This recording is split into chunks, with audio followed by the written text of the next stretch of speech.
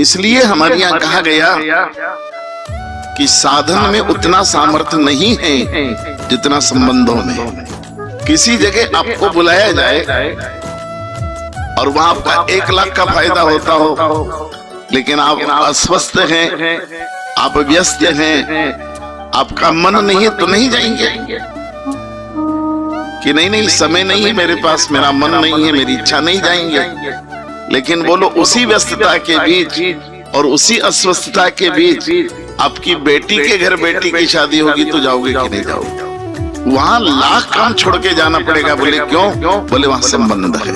तो भगवान जरूरी नहीं कि तब तपस्या के सहारे आपके पास आए, लेकिन अगर आपके संबंध है तो उसे 1000 बार आना पड़ता है। इसलिए भगवान के साथ कोई रिश्ता बनाना, भगवान के साथ कोई संबंध बनाना, या तो उसके पुत्र बन जाना या तो उसे अपना पुत्र बना लेना, या तो उस जगदम्बा के बेटे बन जाओ, नहीं तो उसे अपनी बेटी बना लो।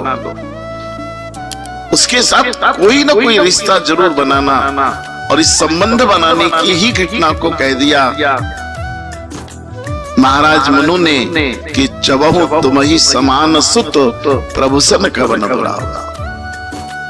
मनु ने कल यही कहा कि आप मैंने तप तपस्या बहुत कर ली, यज्ञ यज्ञादि बहुत कर ली है, राजा था, चक्रवर्ती सम्राट था, मैंने बहुत अश्वमेध यज्ञ किए, मैंने बहुत वाजपेयी यज्ञ किए हैं, मैंने बहुत सोम यज्ञ किए हैं, मैंने बहुत बृहस्पति यज्ञ किए हैं, मैंने बहुत शिव शक्ति यज्ञ किए हैं, मैंने बहुत विष्णु यज्ञ कर लिए हैं, लेकिन नाथ अब तप तपस्या यज्ञादि नहीं करना चाहता, अब तो आपके साथ कोई संबंध जोड़ना चाहता।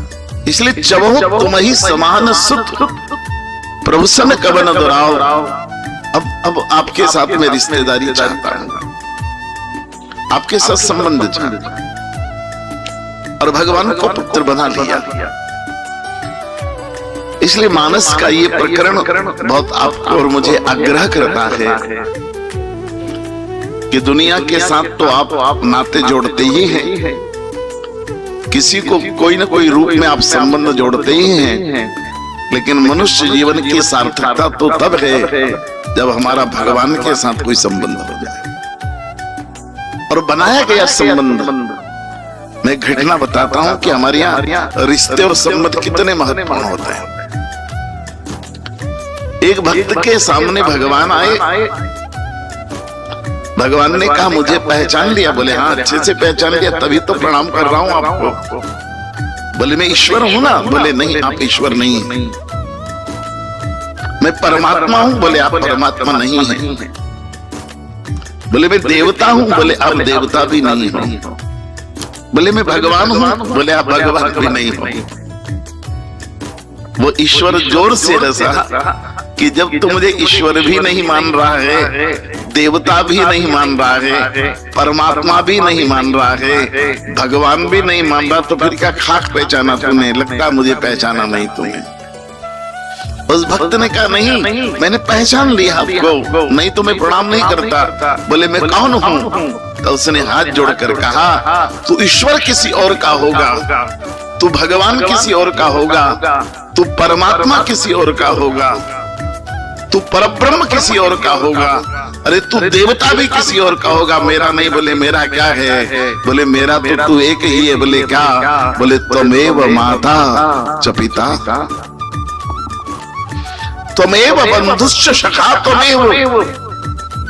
मैं ईश्वर को नहीं जानता वो कैसा है, मैं परमात्मा को नहीं जानता वो कैसा है। हाँ मैं मेरी माँ को जानता हूँ कि मेरी माँ कैसी है। हे नाथ बन सके तो तू मेरी माँ बन जा। मैंने अपने पिता को देखा है नाथ, तू बन सके तो मेरा पिता। मुझे नहीं चाहिए ईश्वर, मुझे ईश्वर पिता के रूप में चाहिए। इसलिए त्वमेव माता च पिता त्वमेव बंधु च सखा।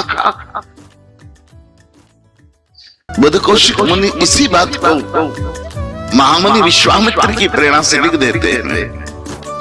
माता रामो मत पिता रामचंद्र स्वामी रामो मत सखा रामचंद्र सर्वस्वम में रामचंद्रो दयालु नारण्यम जाने नेव जाने न जाने।